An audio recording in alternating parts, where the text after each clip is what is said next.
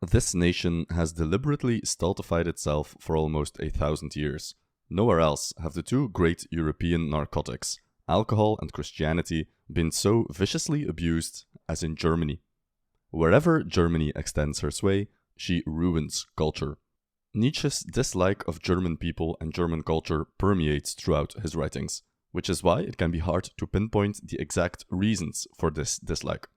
He speaks ill of German music, philosophy, literature, temperament, education, politics, religion, even the German cuisine, climate, and geography. His most vicious ire is directed towards prominent Germans, such as Martin Luther, Immanuel Kant, Richard Wagner, and Arthur Schopenhauer. In this video, we'll take a look at some general reasons as to why Nietzsche liked to rip on the German people. For more detailed, in-depth videos on particular German individuals, check out the links in the description. Nietzsche is fond of using climate as a metaphor, and his criticism of Kant, for example, hinges on his dislike of the cloud, coldy German climate. Of course, while Nietzsche really did hate the German climate, and he preferred the Mediterranean climates in the south, he uses climate mostly as a metaphor. His real problem is with German culture as a whole. Then again, he also sincerely believes that climate plays a large part in the culture of a nation. This idea is a remarkable constant throughout his work, appearing in Beyond Good and Evil, a relatively early work, as well as Ecce Homo, one of his final books. So you see how quickly this becomes complicated. Another difficulty is the nature of culture itself. Culture is a very broad domain. It encompasses all of the arts, as well as cuisine, philosophy, even the particular way of doing science. But culture is also about the day-to-day habits of a people, and it's hard to say what a culture is exactly. How does the northern German culture differ from the southern Italian culture? Perhaps this is something only Germans and Italians can ever really know. Culture is the sum total of small behaviors and attitudes, yet it is also more than the mere sum of these things. Culture is, it could be argued, something that must be lived, experienced, before it can be really known. But that is not all. We need to add one more layer of difficulty, quite an obvious one. When Nietzsche speaks about German culture, he's talking about the German culture of his time, which is to say, the culture of 19th century Germany. I don't need to tell you that German culture has undergone quite a few changes since the year 1900, the year of Nietzsche's death. All of these factors make a sustained exposition of Nietzsche's position on German culture quite difficult. If you haven't checked out our videos on Nietzsche versus Kant and Schopenhauer, we highly recommend you do so, because a lot of the same ground is covered there. Check the link in the description. For the purposes of this video, there is one obvious place to start. A chapter in Twilight of the Idols, one of Nietzsche's later works, is entitled Things the Germans Lack. It is not only obvious that German culture is declining, but adequate reasons for this decline are not lacking.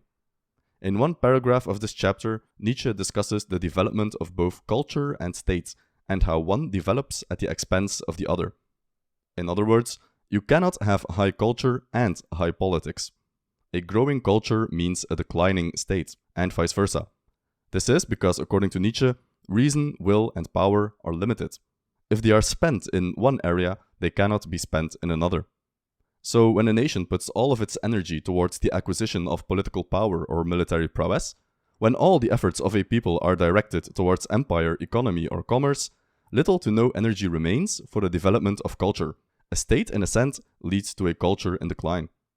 Culture and the state, let no one be deceived on this point, are antagonists.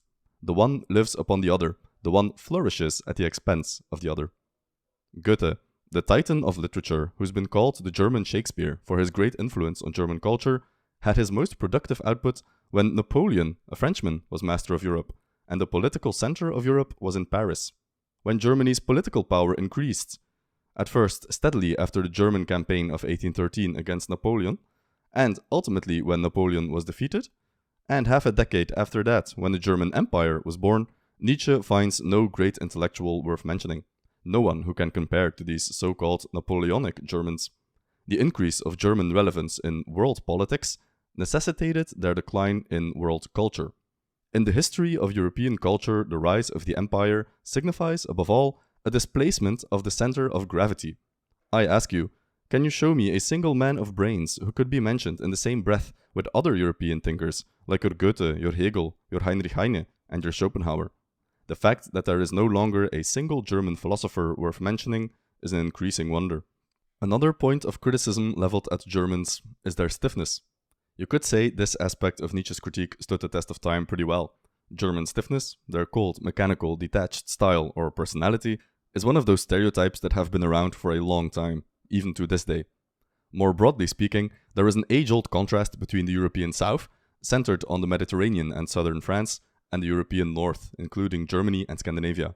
Not only do the climates in these regions differ, the personality of Scandinavians is also more often cold, while Mediterraneans are considered more warm. Nietzsche plays into this sentiment and frequently alludes to Mediterranean temperaments being more well-suited to his philosophy than German temperaments. In the case of Wagner, he wrote, "Il faut méditerraniser la musique," meaning we need to make music more Mediterranean, more joyful, more playful, contrasting with the boring, droning German music exemplified by Wagner's late music. In the case of Wagner, he singled out the opera Carmen as the exemplar of such superior music. Carmen is a French opera set in Seville, Spain, Mediterranean true and true, and markedly different in style and subject matter from Wagner's music. Carmen is light, Wagner is heavy. Carmen is joyful and uplifting, Wagner is depressing and cathartic. But this German stiffness is by no means confined to music. It manifests itself almost everywhere, most infamously in the German writing style. As every philosophy student will tell you, prominent German philosophers like Hegel, Kant, and Heidegger have notoriously difficult writing styles. Schopenhauer is often considered to be the exception to this rule, and that's because Schopenhauer, in his own words, tried to get away from the German writing style in his writing and strove to write German in the way that David Hume wrote English. Which is to say, Schopenhauer strived for an English clarity in his writing and modeled his style after Hume, a Scotsman. Nietzsche, for his part, is also often considered one of the finest prose writers in the German language, along with Schopenhauer. Unsurprisingly, both men loathed the German writing style, and a large part of Schopenhauer's hatred for Hegel stems from Hegel's obscurantist writing style, which had all the marks of a charlatan, at least in Schopenhauer's eyes. By contrast, Nietzsche loved French authors, whose style he saw as simply more evolved than the German one. The German has no fingers for delicate nuances. Nietzsche loved to use the metaphor of dance, not only to describe his own philosophy, but also in matters of style and a way of being in the world. Germans, he says, don't know how to dance. Words should dance, a style should dance, a philosophy should dance, a life should dance. Germans are too stiff to dance. They lack the joyfulness needed for that. Dancing with the feet, with ideas, with words, and, need I add that one must also be able to dance with a pen? That one must learn how to write? But at this stage, I should become utterly enigmatical to German readers. We have already mentioned Kant's infamous writing style. Kant exemplified and expressed in one individual everything Nietzsche disliked about the Germans as a people. A walking stereotype, you might say. He lived in Königsberg, now Kaliningrad in Russia, a northern city with a cold climate. He had a strict daily routine from which he never deviated. He never even left his hometown. Kant, in other words, was pretty boring. And his writing style, if you ask any philosophy student, can be said to reflect that. Even worse, as we've seen in our detailed video on why Nietzsche disliked Kant, he unwittingly saved the Christian worldview and reintroduced it into German culture, taking the Christian ethics and metaphysics and stripping them of their religious language and giving them a philosophical coat of paint, thereby giving them more credibility and saving them from irrelevance. When Nietzsche says Kant has a backstairs philosophy, that is what he meant. The enormous intellectual influence Kant exercised over Germany is something Nietzsche greatly regretted, and he saw it as a character defect in the German spirit that they allowed Kant to have as much influence as he had. I bear the Germans a grudge for having made a mistake about Kant and his backstairs philosophy, as I call it. He viewed Kant's philosophy as fundamentally religious, even if Kant himself eschewed religious language. Where does the back door of Kant's philosophy lead to? Back to Christianity, and more specifically, Protestantism. Among Germans, I am immediately understood when I say that philosophy is ruined by the blood of theologians. The Protestant minister is the grandfather of German philosophy. As we've discussed more in detail in our video on the Renaissance, Nietzsche held Protestantism responsible for keeping Christianity alive. In Nietzsche's view of history, the Italian Renaissance was a European event which was preparing the eventual destruction of Christianity, even going so far as infiltrating the highest office in Christianity, the papacy. The Renaissance popes of this period were men of the world, corrupt by Christian standards, but life-affirming by Nietzsche's standards.